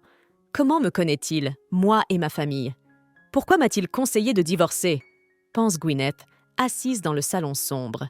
Cela ne ressemblait pas à un avertissement, mais plutôt à une menace. En me souvenant de l'incident avec Kevin, je ne pense pas pouvoir ignorer ce qu'il a dit. Mais pourquoi veut-il toujours que je divorce? Peut-être a-t-il une sorte de rancune envers Carter? Je ne sais pas ce que je dois faire. Toutes ces pensées sont sur le point de me faire exploser la tête. Gwyneth a crié et s'est effondrée sur le canapé. J'ai beau réfléchir, je ne comprends toujours rien. Je crois que je ferais mieux d'en parler à Carter et de trouver une solution ensemble. Mais comment en parler? Peut-être commencer par lui demander s'il a des ennemis. Soudain, on entendit le bruit d'une porte qui s'ouvrait. « Qu'est-ce qui ne va pas avec ton visage? Tu t'es battu avec quelqu'un? Ou on t'a donné un coup de poing ?» s'exclame la jeune fille en remarquant les bleus sur le visage de son conjoint. « C'est... » commença Carter avant de s'interrompre. Il ne voulait pas parler à Gwyneth de sa relation avec sa famille. « D'accord, tu n'as pas besoin de dire quoi que ce soit. Viens avec moi !» dit Gwyneth en entraînant Carter vers le canapé. La jeune fille sortit une trousse de premiers soins et soigna les blessures de Carter. Carter attira sa conjointe à lui et la serra doucement dans ses bras. « Restons assis avec vous, blottis comme ça, pendant au moins quelques minutes !» demanda Carter. Dans une situation normale, la jeune fille l'aurait repoussé, mais là, elle ne pouvait pas. Elle devine que Carter a fait une rencontre désagréable ce soir, mais il ne veut pas en parler. Comme toujours, il garde tout pour lui. « Gwyneth, je peux t'embrasser ?» demande Carter. La jeune fille se fige de surprise. C'est un retournement de situation auquel elle ne s'attendait pas. Profitant de la confusion de Gwyneth, Carter l'embrasse sur les lèvres. Gwyneth essayait de dormir depuis des heures, mais tous ses efforts étaient vains. Elle n'arrêtait pas de penser à Carter. « C'est un peu fou. Si ça continue comme ça, je vais devenir folle. J'aurais dû le repousser et m'en aller. » « Pourquoi est-ce que je pense toujours à ce baiser ?» marmonne la jeune fille. « C'est tout. Oublie ça. Il ne s'est rien passé. Il faut qu'on aille dormir parce qu'on doit travailler demain. » Gwyneth se tourne sur le côté et ferme les yeux. Le lendemain matin, c'est une Gwyneth privée de sommeil qui se rend au travail. « Je n'arrive toujours pas à me sortir de la tête ce qui s'est passé hier soir. J'avais l'intention de lui parler de cet homme étrange, mais ce qui s'est passé est arrivé. » pensait Gwyneth en attendant l'ascenseur. En entrant dans l'ascenseur, Gwyneth appuya sur le bouton du rez-de-chaussée. Soudain, quelqu'un mit sa main dans les portes qui se fermaient, empêchant l'ascenseur de partir. Lorsque les portes s'ouvrirent à nouveau, la jeune fille vit un étrange homme masqué devant elle. L'homme entra silencieusement dans l'ascenseur. Les portes de l'ascenseur se refermèrent avec un léger grondement. « On dirait que tu as décidé d'ignorer mon avertissement. Je vois que tu reviens dans cette maison. Je tiens beaucoup à votre vie. C'est pourquoi je vous demande de divorcer d'avec Carter, » dit l'homme masqué. La jeune fille sortit prudemment son téléphone de son sac. Elle espérait vraiment pouvoir appeler les services d'urgence. « Qui êtes-vous pour me dire des choses pareilles ?» Gwyneth est indignée. Elle essaya de ne pas donner l'impression qu'elle était très effrayée. « Cela ne fait aucune différence de savoir qui je suis. Qu'est-ce que tu fais maintenant? Vous allez sérieusement me dénoncer ?» L'homme masqué a remarqué que la jeune fille manipulait le téléphone. Dès que les portes de l'ascenseur se sont ouvertes, Gwyneth a immédiatement sauté. Après avoir quitté l'ascenseur en courant, la jeune fille a commencé à composer le numéro d'urgence. Un homme masqué s'est précipité sur Gwyneth et lui a arraché le téléphone des mains. « Qu'est-ce que tu fais? Donnez-moi mon téléphone !» s'écrie la jeune fille. « Ok, Gwyneth, calme-toi et dis-moi ce que tu vas faire maintenant !» demande la jeune fille à l'homme masqué. Gwyneth arrache son téléphone des mains de l'homme et le frappe accidentellement au visage. L'homme a perdu tout son déguisement. Carter se tient devant la jeune fille. « C'est toi? Qu'est-ce que tu fais ?» hurle la jeune fille. Carter se précipite dans l'escalier. Qu'est-ce qu'il croit faire? Il a peut-être perdu la tête? Il y a quelques jours, j'étais déterminée à divorcer, mais il se comportait comme l'homme le plus amoureux du monde. C'est ce qui m'a arrêtée. Mais que fait-il maintenant? Se demande la jeune fille. Il a dit qu'il était contre le divorce et maintenant il l'exige. Et pourquoi cache-t-il son identité? A-t-il vraiment une double personnalité? Je ne peux pas l'expliquer autrement. Attendez, je l'ai rencontré il y a 1 an. Je l'ai vu porter un masque dans la rue, puis sans masque à l'hôpital. Qu'est-ce qui se passe? Pourquoi tous ces travestissements? Pourquoi me suit-il? Soudain, le téléphone dans les mains de la jeune fille se met à sonner. C'était Carter qui appelait. Gwyneth décroche. D'une voix calme, Carter a dit à la jeune fille qu'il serait très probablement libre tôt ce soir et qu'ils avaient donc la possibilité de dîner ensemble. « Qu'est-ce que tu vas faire maintenant? Pourquoi tu te moques de moi? Tu viens de t'enfuir et maintenant tu fais comme si rien ne s'était passé? Tu crois que je vais réagir calmement? Et ne fais pas semblant de ne rien comprendre !» hurle la jeune fille au téléphone. « Je suis désolée, mais je ne sais vraiment pas de quoi tu parles là », répond Carter. Gwyneth entendit le bruit de la route. Il devait être en voiture. « Je suis en train de conduire, alors parlons-en quand on se verra, d'accord ?» demanda Carter. « Ce n'est pas possible. Il est sorti de l'allée en courant il y a 1 minute. Il n'aurait pas eu le temps de monter dans sa voiture et de s'engager sur une route fréquentée. » Gwyneth est surprise. « Tout va bien? Attendez-moi, j'arrive tout de suite !» demanda Carter d'une voix excitée. La jeune fille sauta de l'entrée et courut à la recherche de l'homme masqué. Elle ne l'imaginait pas. Était-ce vraiment Carter? Soudain, une pluie fine se mit à tomber. Au même moment, l'homme masqué s'approcha de la jeune fille et ouvrit un parapluie au-dessus d'elle. « Cache-toi d'abord de la pluie, ensuite je t'expliquerai tout », dit l'homme masqué. Gwyneth décida de se cacher sous le pont. « Je suis désolée de t'avoir fait peur. Je ne voulais vraiment pas faire ça », dit l'homme étrange en enlevant ses lunettes. Il n'y avait aucun doute, c'était bien Carter. « Le Carter que vous connaissez et moi sommes la même personne, mais en même temps je suis différent. » L'homme commença à s'expliquer. « Je ne comprends rien, explique-moi bien », exigea Gwyneth. « Je suis Carter, mais 8 ans plus tard, » dit l'homme. « Excusez-moi ?» Gwyneth ne comprend pas. « Vous vous moquez de moi? Vous ne me trompez pas si facilement. Je vous croirais encore si vous disiez que vous êtes son frère jumeau. »« Alors pour qui me prenez-vous » demande l'homme. « Regarde-moi bien et dis-moi en quoi je suis différent du Carter que tu connais. » L'homme se pencha sur la jeune fille pour qu'elle puisse l'examiner de plus près. Ses yeux et la forme de ses lèvres, n'importe qui dirait que c'est Carter. Mais je sens l'odeur de la cigarette, et Carter n'a jamais fumé. En plus, si on regarde bien, on voit beaucoup de rides. C'est ce qui les différencie, se dit Gwyneth. Gwyneth se dit « Et maintenant ? Comment puis-je croire à ces absurdités? Je sais que vous n'êtes pas la Carter que je connais. Mais comment allez-vous me prouver que vous venez du futur ?» demande Gwyneth avec dépit. « Oui, c'est difficile à croire, » dit l'homme en retroussant la manche de sa veste. « Regarde cette cicatrice, je l'ai eue lors d'un incident qui se produira dans 6 mois. » L'homme montre son bras droit à Gwyneth. Il était défiguré par une cicatrice. Gwyneth se souvient que Carter n'a pas de cicatrice pour le moment. Donc si l'incident se reproduit, la Carter que vous connaissez aura cette cicatrice. Quant aux autres choses du futur proche, je ne peux malheureusement pas vous en parler pour l'instant. D'accord, supposons que vous veniez effectivement du futur. Alors qu'attendez-vous de moi? Pourquoi me suivez-vous? demanda la jeune fille. Tu as posé de bonnes questions. Je suis venue te demander une faveur. Je sais que toi et moi allons divorcer dans 8 ans. Carter du futur commença à parler, mais la jeune fille l'arrêta par son exclamation. Attendez, que voulez-vous dire par dans 8 ans? J'avais prévu de divorcer dans 3 mois, s'écrie la jeune fille. Laissons tomber cette question. À l'avenir, avant et après le divorce, toi et moi, nous nous disputerons constamment et nous traverserons beaucoup de difficultés. C'est pourquoi je pense que nous devrions divorcer maintenant, afin que notre jeunesse ne soit pas gâchée. J'ai presque 40 ans, je suis vieux et seul. Il ne me reste que les regrets d'une vie mal vécue.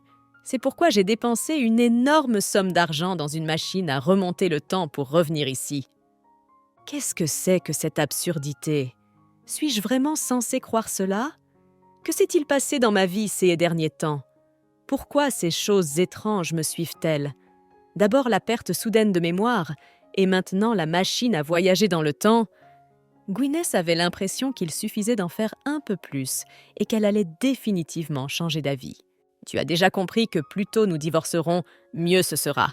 Si tu restes avec moi, tu es sûr de gâcher ta vie, » dit Carter. « Je t'ai dit plusieurs fois que je voulais divorcer, alors arrête de me parler comme ça. s'exclame Gwyneth d'une voix indignée. La dernière fois, j'étais hors de moi. Alors je t'ai demandé de m'épouser. J'ai failli mourir du poids de la vie avec toi. Je veux te prévenir qu'au bout de 8 ans, tu vas prendre beaucoup de poids en mangeant du stress chronique. Carter commence à raconter. Tes cheveux vont commencer à tomber abondamment et tes rides vont se creuser. Pour éviter cela, tu devrais divorcer. Ne gâche pas ta vie. Mais je veux divorcer, c'est toi qui t'y opposes. La jeune fille crie à nouveau. J'ai une idée. Commence à faire toutes sortes de choses sauvages et force-moi à demander le divorce. Créez des situations extrêmement embarrassantes pour que j'ai honte non seulement de vous, mais aussi de moi-même, conseilla Carter du futur. Le lendemain, Gwyneth décida de faire tout ce que Carter du futur lui avait dit de faire. Elle se rendit au petit déjeuner sans s'être lavée et se comporta de façon dégoûtante à table. « Tu es un peu bizarre aujourd'hui, mais j'aime bien ça. Prenons cela comme une nouveauté dans notre vie de couple, » dit Carter en riant aux éclats. « Bon sang, qu'est-ce que je vais faire ensuite ?» La jeune fille se dit qu'elle est condamnée. Si Carter réagit calmement à son apparence laide, alors il faut commencer à prendre des mesures plus sérieuses. Il n'était pas question de reculer. Une vie heureuse était en jeu.